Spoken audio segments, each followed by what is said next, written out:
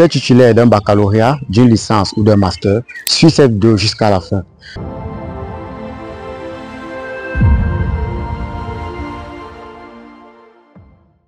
Bonjour, je m'appelle David tant qu'entrepreneur investisseur.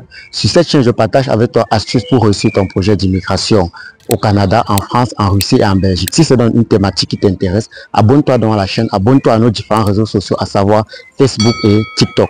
Si tu veux donc avoir un diplôme reconnu à l'international, sache donc que CGT se positionne aujourd'hui pour t'accompagner dans ta procédure d'immigration, que ce soit en Russie, en France, au Canada ou en Belgique. Contacte-nous donc rapidement si tu veux bénéficier d'un accompagnement à un coût vraiment très réduit.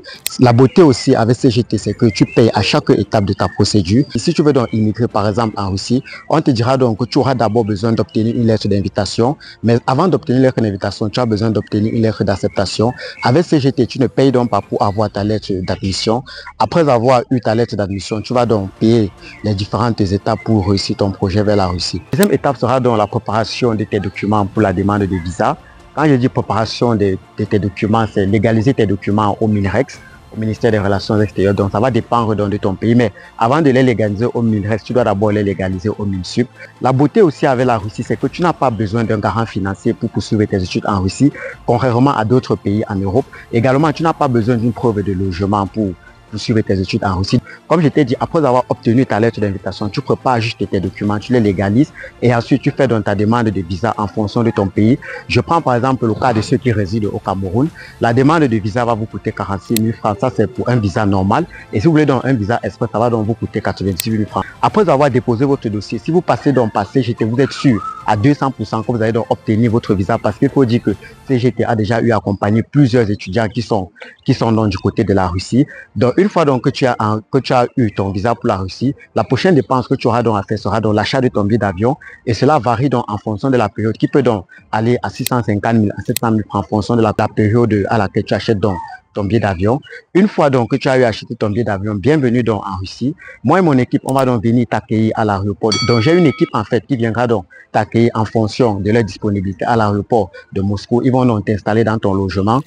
Ensuite, ils vont donc t'accompagner dans tes premières courses, c'est-à-dire faire tes cartes bancaires, comment t'enregistrer à l'université, faire tes premiers achats parce qu'ils vont également te montrer comment traverser la route à l'étranger parce que la façon de marcher en route à l'étranger n'est pas la même en Afrique. Donc, ils vont donc te montrer tout cela.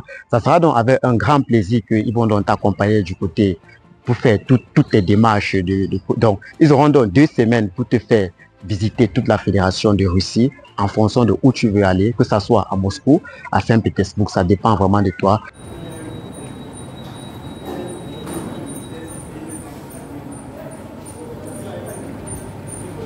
Du 4e élève.